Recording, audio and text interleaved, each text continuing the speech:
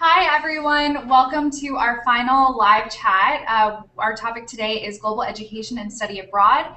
So we're going to be talking a little bit about experiences where you can take a semester off or go abroad over the summer and take a few courses. But global education and study abroad aren't limited to taking courses abroad. We also have a lot of civic engagement opportunities and DukeEngage that allow you to leave the country for exciting and different experiences as well. So we'll be taking your questions. You can send them in on our Google Plus page right here, and we'll hope to get through as many as we can. I'm Ashley. I'm a senior. I'll be graduating in just a month with a degree in political science and policy journalism. I'm from South Florida, and I'll be headed to DC after graduation. My junior fall, I studied abroad in Barcelona, Spain. Sarah, do you want to introduce yourself? Yeah, sure. I'm Sarah. I'm a sophomore from Granite Falls, North Carolina, 2 hours west of Duke. I recently declared my women's studies major, and I want to add in Arabic and a minor in education, hopefully to that soon. Last summer, I participated in a DukeEngage program in Cairo, Egypt. This summer, I'm returning to Cairo with the Duke in the Arab World Study Abroad program. I'll be spending 3 weeks in Cairo and then 3 weeks in Morocco.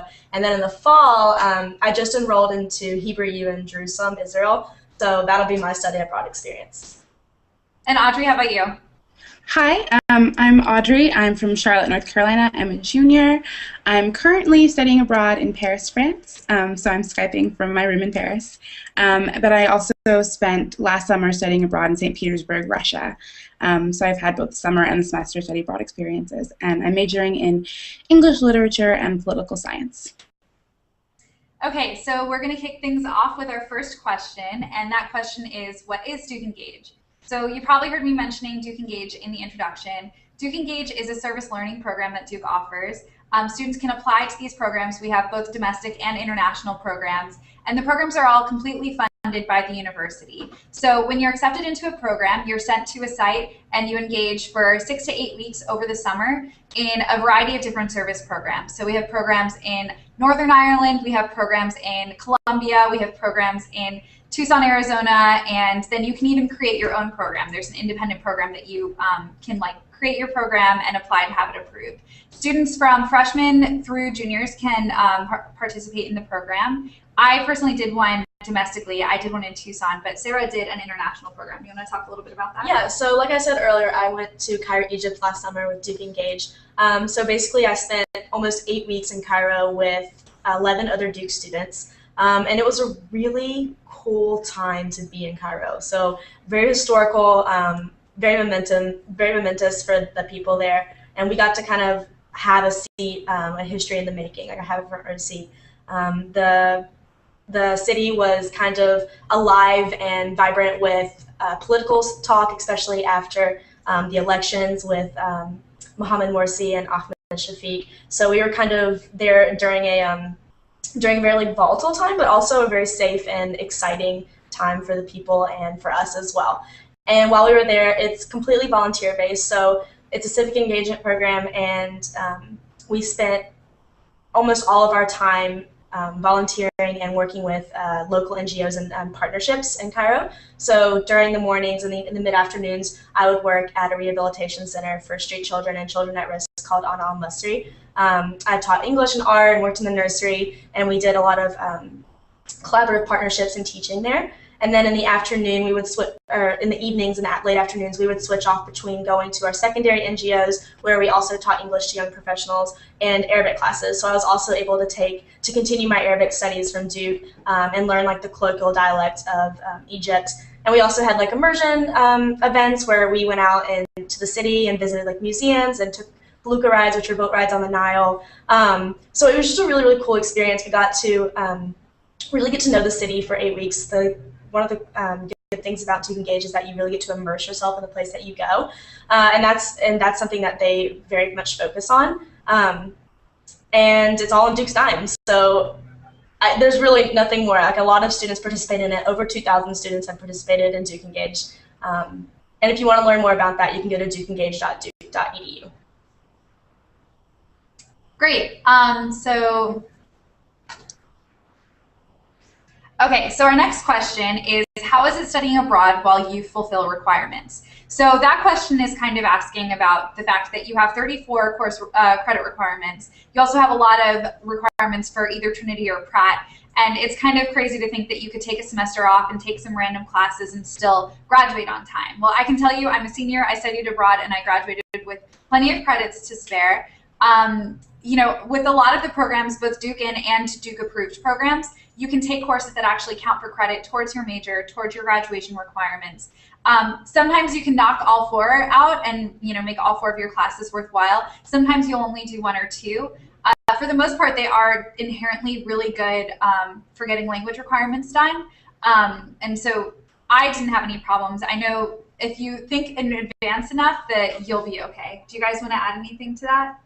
No, yeah, I think you pretty much covered it. Definitely all the programs also have their own unique and interesting aspects about them too. So there's some programs that are very much focused on like public policy or engineering. So if you're that major and that particular place suits you, then that's a really good program for you. And a lot of the students go with like like-minded students following and pursuing the same academic endeavors at Duke abroad. So those are like the Duke in programs. And another great thing about the study abroad experience at Duke is that there's also approved programs.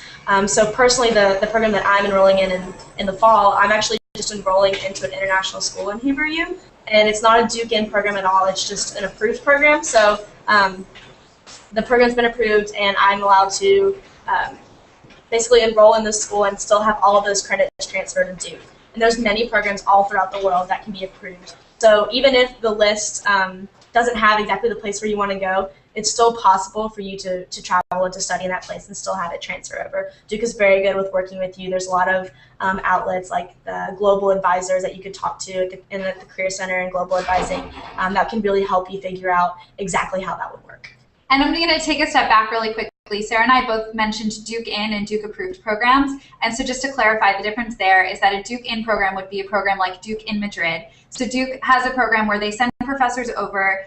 They pretty much organize everything from A to Z, and you would go with a group of Duke students and participate, and the credits transfer directly to Duke programs. So that means that whatever grade that you get in that class would also be factored into your GPA. Duke approved programs are programs that are run by third parties, whether it be another university or a global studies organization. You can still get credits, but then the grades that you get in the class don't factor into your grade. There isn't much of a difference in terms of the experience. You know, some have more Duke students, some have less Duke students. But it's really the biggest difference would probably be the letter grade and the number of Duke students that are on the program with you. Yeah, Audrey, which program are you doing? So I'm doing Duke in France, which is kind of an interesting case because the way that I'm doing it, you can choose to take all of your classes with Duke professors that are currently studying in Paris, teaching in Paris, or you can directly enroll in the university and take all of your classes there, and that's what I'm doing. I'm taking all of my classes at Université Paris 7, and so those are all with other French students. It's like a very immersive experience, and that would be it kind of functions like a Duke approved program, and that because I'm directly enrolled in the university. My grades don't transfer to my Duke GPA, but I'm getting credit for my political science major while I'm here because these courses are like people taking them in the past have been approved by the department in the past, and so it's been a really smooth transition to be able to say, you know, I'm taking this class at this, you know, political economy class, and it has a Duke equivalent. So I'll get credit for my major for having done it, even though I won't get a Duke grade. And then in the summer, when I was in St. Petersburg, Russia, that was a fully Duke-in program with Duke professors, and so I got Duke grades for that. And the wonderful thing I just wanted to add about the Duke in Russia program is that there's like kind of an exchange between the professors. So the professors that we had in Russia teach half of the year at St. Petersburg State University as full professors there, and then they kind of rotate in through Duke. So there was a great continuity that we kind of, you know, followed our same teachers to Russia, but they also have full-time positions there. Okay, so don't forget that this is an interactive chat, everyone. We're really glad that you're tuning in, but we can only keep going if we have questions coming in from you. So feel free to add questions to our Google Plus page, and we'll be sure to address as many as we can about global education and study abroad. So our next question is, does financial aid count towards study abroad? And the short answer is yes, it does. Do you have anything to add to that? Do you know more about? I do actually. I've just been through this entire process. Okay, great. So in your memory. yeah, so the financial aid office here is phenomenal. The counselors really took me and my mom like step through step exactly how financial aid works for study abroad programs. So it's 100% need based, just like the regular financial aid throughout the year. The only difference is they just take into account like where you're going and the cost of tuition at the school that you're enrolling with. And it's still going to completely go into the same package that you have at Duke. So the exact same amount of financial aid you would get at Duke will just transfer over to whatever school you enroll in. So I'm enrolling in the Rothberg International School at HeberU, whatever their tuition is, they're just going to do the same percentages and the same financial aid that I would get at Duke there. And they're so helpful, and it all is very easy. It goes through an online account that you'll have access to. If you're admitted to the class of 2017 and you decide to come to Duke, you'll get an account called ACES, and that will explain a lot of the stuff for enrolling in classes, and also has like tabs for financial aid, for counseling advice, and basically that you need, kind of like a homepage for your academic experience. It's got schedules and classes, and it also has a financial aid tab that you can check, and that's where you'll be able to know exactly what your package is, and it also transfers over for study abroad. There's also a lot of really wonderful scholarships available. Like when I went to Russia, I got a scholarship to go through the Global Education Office, and like there's so many different ways to fund your time in Russia, and usually wherever you choose to go, and your global advisor can help you kind of find what scholarships maybe meet your criteria. But there's definitely a lot of ways to fund your global education experience here. Yeah, absolutely. And like we said earlier, the DukeEngage program is completely funded by the endowment and DukeEngage. So no matter if you're on financial aid or not, it's going to be completely free. So I spent the entire summer in Cairo, 8 weeks, food, accommodations, travel. I even bought souvenirs. Like everything was completely covered by Duke. It was great. Okay, great. So the next question is, can you describe what Duke Intense Global is and what Duke Immerse is? So Duke Intense Global and Duke Immerse are two of our programs that allow you to have more global experiences with again not doing the like standard study abroad experience. So Duke Immerse is a program that starts on campus here. The first 6 weeks occur in Durham at Duke University. You take writing courses, cross-cultural inquiry courses. You're engaging with faculty and staff that then you go on to a site to participate in a 4-week program, correct, abroad. So the destinations for that program, I know, do you know where they are? There's Nepal, Cairo, South Africa. They also have a Dig Russia, yeah. Okay, in Russia. Okay, yeah. Great. So it's really great because you get to do 6 weeks in Durham, getting very close with a group of students and a group of professors that then all transport over for 4 weeks, and then you return to Duke and you share your experiences with the Duke community. There's a civic engagement component as well that makes it a really engaging and interesting program. So that's Duke Immerse. Duke Intense Global is actually a year-long program. It allows you to immerse in the languages of your site. Currently, it'll just be in Russia and India, but I'm sure that in years to come, the program will expand just like all fantastic Duke programs do. That program also has a civic engagement component, and it gives preference to rising sophomores. All of the components of Duke Intense Global are covered by your standard Duke tuition. So that includes room and board and things like that too. So that's really neat. Okay, the next question. Can you discuss the international presence on campus, both socially and academically? So I guess there are a few ways to look at that question. We'll first tackle it from the presence of international students on campus. I mean, again, the brief answer to the question is we do have a very vibrant and active international student community on campus. Two of our bloggers are international students, and they've just been absolutely thriving on campus. So the really cool thing about international students on campus is that they have this dichotomy of being able to connect with the students from wherever they're from that are also attending Duke University, but also have a lot of opportunities to become really engaged with the Durham and Duke community here domestically. So I actually had 2 international students as roommates. My first international roommate was my freshman roommate who was from Bosnia, and then my second was from South Africa. And they both had entirely different experiences. My Bosnian roommate got very connected with the Balkan community here, studied abroad in Russia, studied abroad in Germany, was really excited to be getting back to that part of the globe throughout the year. Whereas my roommate from South Africa really just like, you know, got involved in everything, didn't really want to leave campus at all, and just had a really, really great time domestically here. The international students have a lot of international student associations. We have the Asian Student Association, among others, where you can really get involved in the cultural dynamic as well. We have several dance performances and cultural events throughout the year where you can share your heritage. So there's a lot of engagement between the domestic and international students on campus. They're very visible, and from what I see, they're really, really happy here too. Do you guys want to add anything to that? I think you did a pretty great job of covering these things, but you honestly, like every weekend, there's always like an opportunity to see whether it's like a dance performance or it's, you know, a celebration of like the food or the films of another culture. Like there's always that out there. And then also we have a lot of international like speakers that come talk to us. Like I know ambassadors pretty regularly get invited to come to Duke. I know that I think it was the former president of Brazil was at Duke in the past year. Like there's a lot of, if you're really wanting to engage with the international community from where you are in Durham, that's very easy to do through the opportunities at Duke. So yeah, and even looking through the academic lens, I think something that's really made all of my classes in particular much more exciting and vibrant and just all around interesting is all the different perspectives that Duke students bring. So not only from throughout the United States, but also throughout the world. So we were talking about, in one of my women's studies classes the other day, we were talking about the economy, and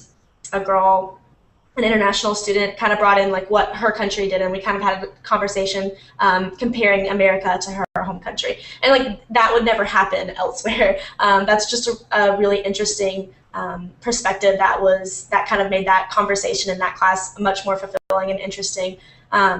And that happens all over campus all the time. So definitely different perspectives are something that make Duke really, really unique. Great.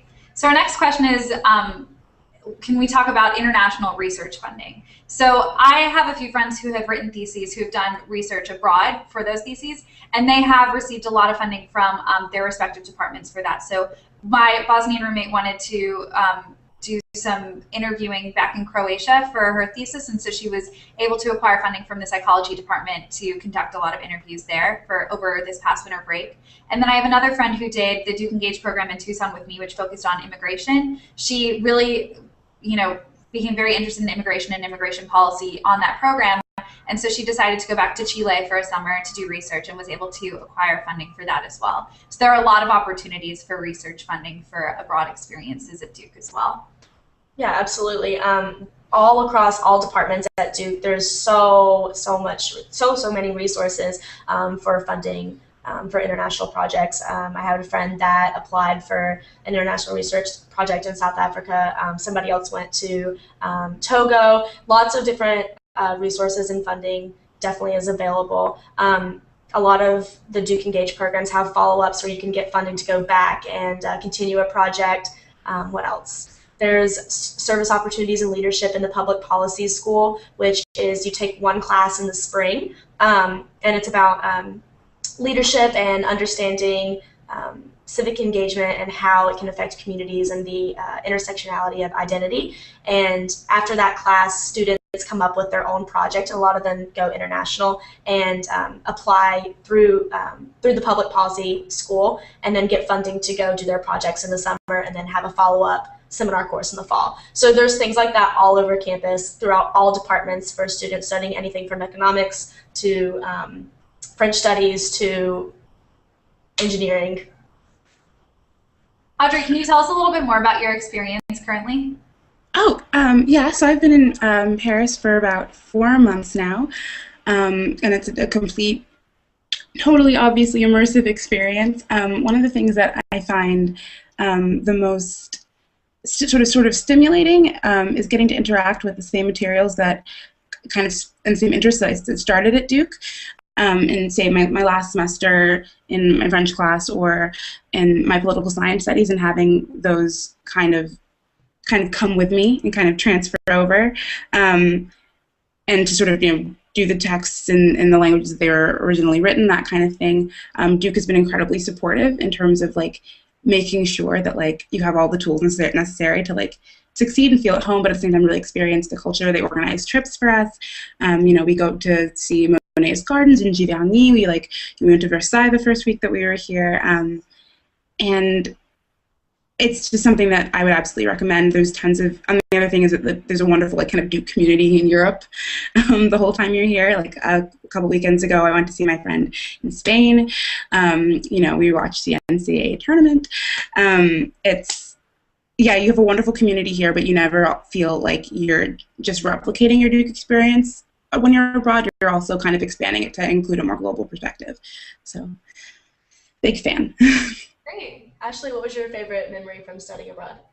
Okay, well, just for those of you just tuning in, I studied abroad the fall of my junior year, and I was in Barcelona, Spain. It was a really, really fantastic experience, and I was there with about 30 other Duke students, but it was in a Duke-approved program, so a third-party organization had organized the program.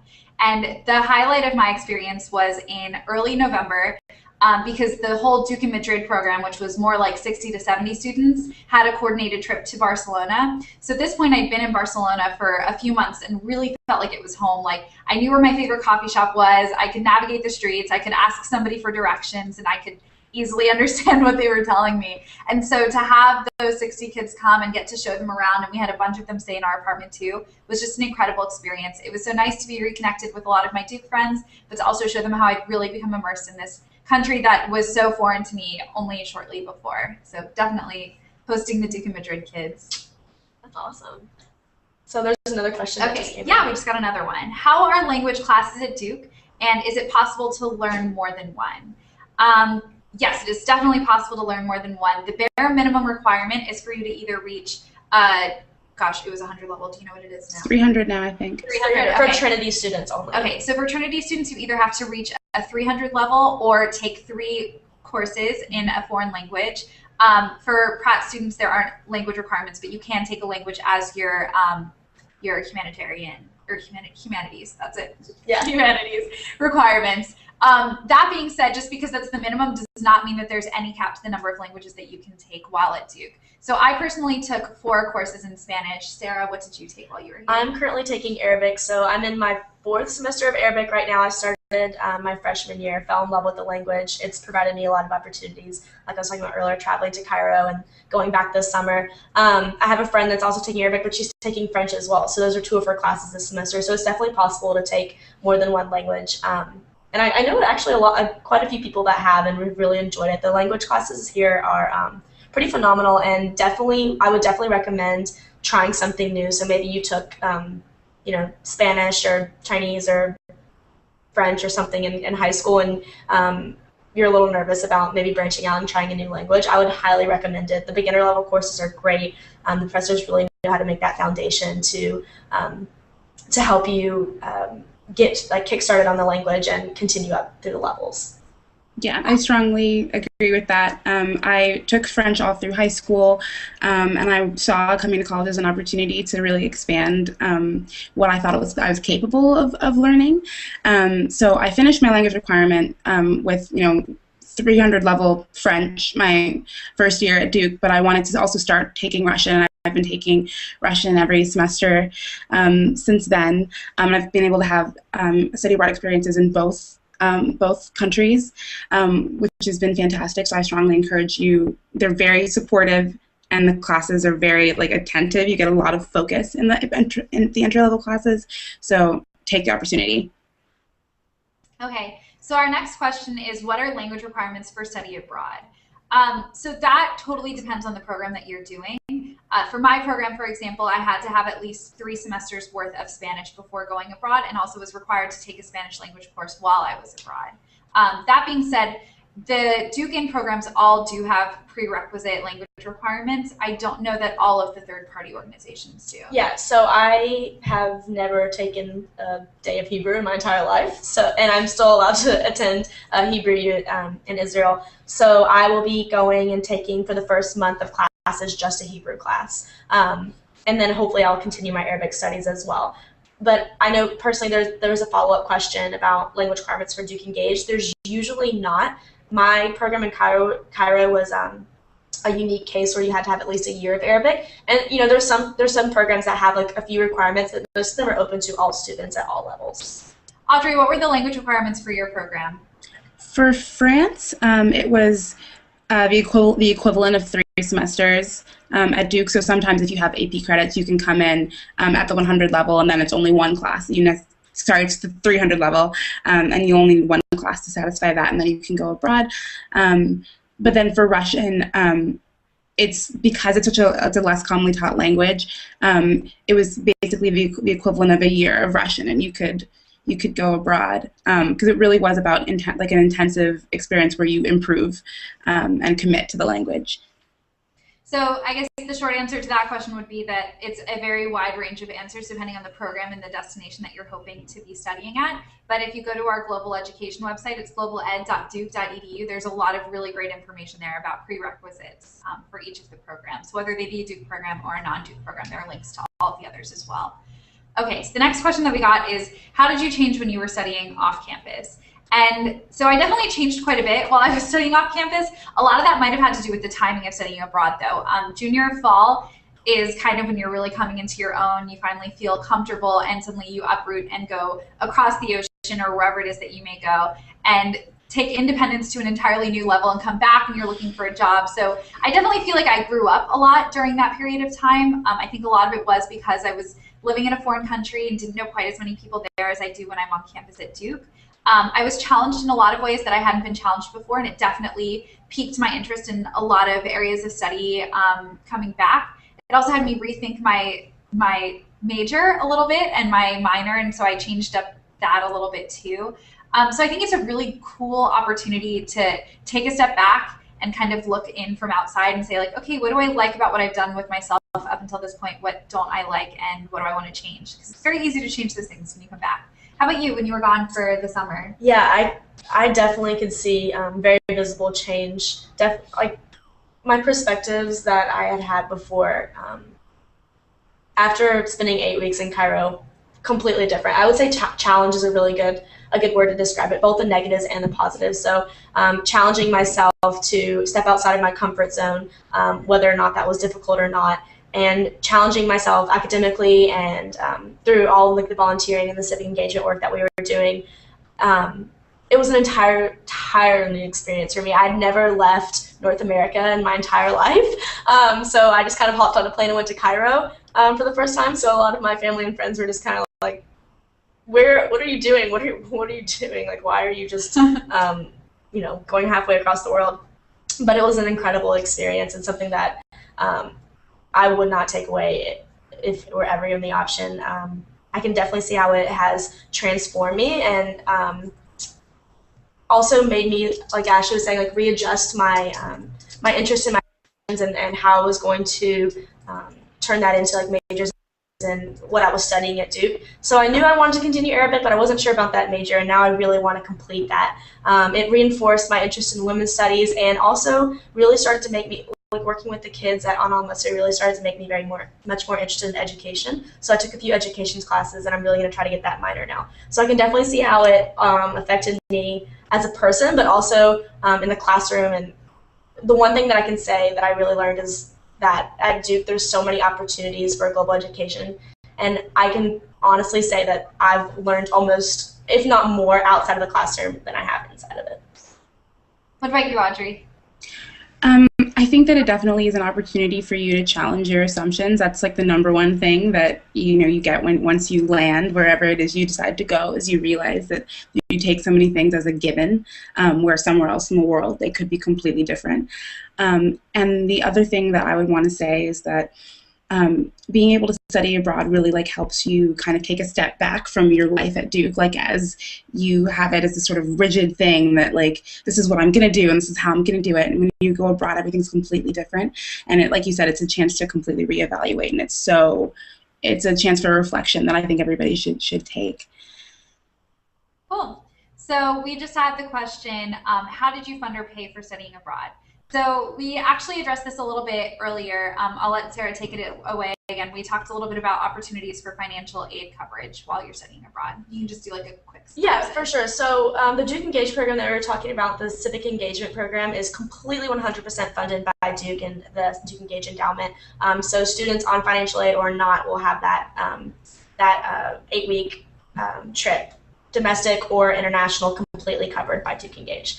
And then for study abroad, it's completely need-based, just like Duke's financial aid package at Duke. So whatever your financial aid package is here will transfer over to wherever you study abroad. So I will be studying abroad in Israel, and all of my financial aid will transfer over to that school. So I don't have to worry about anything. It'll be the exact same price, if not cheaper, because of the cheaper tuition rates outside of America for that. So me and my mom called the financial aid office. They were really, really helpful with us, like took us step by step through exactly how it all works. And the financial aid office is absolutely amazing. They're really, really helpful. So definitely don't worry about funding if you're on financial aid. It will cover everything need-based. And there are also programs like Duke Intense Global, like Duke Immerse, and then even some courses that allow you to study abroad for a portion of the semester or longer. As we said earlier, Duke Intense Global is a year-long program. Duke Immerse is a 4-week traveling program in the middle of a semester. And then I even have a friend who's enrolled in a public policy course right now that'll wrap up their semester with a 10-day trip to China. So yeah, there's a lot of classes really like awesome opportunities to travel that are not intensely, expanding on the input of money. Yeah, and there's always scholarships too for students, and definitely there's a ton of classes that have travel components. I know one that goes to Hawaii to look at like rocks and volcanoes, and then there's one that goes to Israel with the environmental sciences department. So there's a lot of classes that incorporate study or like traveling abroad. Okay, so the next question is, what is the best time to study abroad? When does everyone go, and is campus totally empty if you don't? So Audrey, we'll let you take this question because you're studying abroad at the time that would be the appropriate answer. Yeah, so it's kind of the big question, fall or spring or the whole year. And I know most people, I think, tend to choose fall just because there's a lot of stuff going on in the spring. I think people sometimes get the impression that they can't miss Duke in the spring. There's so much happening. It's so beautiful. It's a really vibrant time on campus. But I decided to go abroad in the spring because I wanted to have, most of my requirements done and have some free space. And so I decided to go abroad in the spring. I know about half of the student body does make time to go abroad. I think it's more skewed towards the fall than it is towards the spring, but it's not completely empty if you decide to go in the spring, or if you decide to go in the fall. The campus is full either way and vibrant either way. But I think the best time to go abroad is whenever you feel like you can take a break from Duke and come back and still have time to fulfill all the classes you want to take and still have time to fulfill all the opportunities that you want to do. So it's a totally personal decision, but nothing you do will leave Duke, empty and lifeless, because that's not a thing that happens at Duke. Okay, yeah, I actually studied abroad in the fall of my junior year, and I found that a lot of students were also abroad at that same time. It was a great experience for me being abroad because it meant that I had friends in a lot of major European countries. It was very easy for me to go travel and visit them. That being said, it is still just a fraction of one of the 4 classes at Duke, and we have 8,000 graduate students too, so you maybe notice the difference in that friends that you're used to having around aren't around anymore, but the campus isn't just completely dead during that semester. I know a lot of students elect to study abroad in the fall of their junior year because they like being around for basketball season in the spring, whereas I know at other colleges spring is a little more popular because they like football season better. You don't just have to, or you can't only study abroad when you're a junior. You can study abroad when you're a sophomore or a senior as well. I have friends who are in the last semester of their senior year and they decided to study abroad now just to really change things up at the last minute. So it's not limited to junior year, even though most students are juniors when they study abroad. So the next question we got is, do engineers study abroad? How do they make that work? Okay, so I can just take this because I had a conversation with a friend who's an engineer about studying abroad the other day. I'm not an engineer, but I do know that it is a little bit more difficult for students in Pratt rather than Trinity to study abroad because there's a lot of requirements However, there are programs that are very specific to engineering students, and it's 100% possible. Like there's no way that it's not possible. Counselors, your advisors will sit down with you, and they'll make it work. I know that there's specific programs. There's one in Africa, I think there's one in South America that are very focused on engineering. So it's an engineer-based program. You can have credits that transfer back to Duke. There's also a two DukeEngage programs, I think again in Africa and in South America. That I have one friend that's going to the one in Tanzania this summer. So she'll be she'll be taking a class on engineering and then working at a hospital and doing some like biomedical engineering with different tools and whatnot in sustainability. So it's definitely possible for engineers. It's a little bit more difficult just because of the requirements, but it's something that absolutely nobody will tell you no. You can make it happen. Yeah, 30% of our engineers actually do get the chance to go abroad. And Duke has a really wonderful resource called Global Advisors that will sit down with you at any point in your academic career and help you to see the best way to fit things like DukeEngage, Duke Immerse, and studying abroad into your schedule, regardless of whether you're a Pratt student, an engineering, or a Trinity student, whatever it is. They'll help you figure it out. Just start planning from early on so you can make sure everything works out just fine. Okay. As a pre-med at Duke, with the amount of coursework, is it still possible to study abroad during a semester? The same answer applies to that as well. I have a ton of friends that are pre-med students who did make the time to go abroad. There's a really great program in London in the fall that allows you to take a lot of the rigorous chemistry and biology requirements that students really are concerned about getting done their junior fall, and they were able to take them abroad and also take a few other cultural courses as well. So whether you're a Trinity student, a Pratt student, pre-med or not, you can definitely go abroad. It's really just a matter of planning ahead. Yeah. I was a little worried about being abroad for a semester because I knew I wanted to be a political science major from day one, but I didn't really get to it until a few semesters in. I did want to do a little bit of exploring and try out a few different departments. So Duke's Global Ed website has a really great resource where you can look up each different major and what courses you can complete on different programs that will satisfy the requirements of those majors. So I was a little confused by the coding and everything, but as it turns out, Duke has a really great chart where it tells you, oh, okay, you can take this course, and yes, it will count for this specific concentration in your major. So that was really helpful because, again, the coding on the websites for the individual study abroad programs were totally confusing for me. So globaled.duke.edu is your Bible. Just look at it, and it has all the resources you could possibly need. I just want to add, like, the vast majority of my friend group is pre-med. So my friend who's studying abroad in Spain right now, she is, a biology major. She wants to be a doctor, and she's able to still make that work. A lot of my friends here in France are also pre-med. I know a girl who's actually taking some clinical psychology classes at the local university. I know a friend who's doing an interesting chem lab. And so it's definitely possible to do those same things, get those same requirements done and those electives out. When you're pre-med, even if you're not in an English-speaking country, they still find ways to make that work. So yeah, I wouldn't worry about that. And same thing with engineers. I know that there's a program in Germany that's specifically targeted towards engineers who want to study abroad. And remember, you always have summers.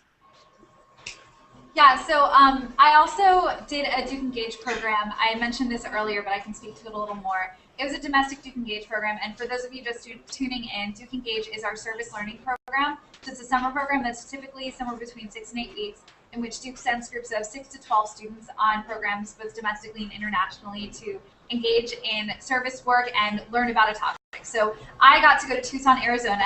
The topic was the immigration border issue. It was a really phenomenal experience.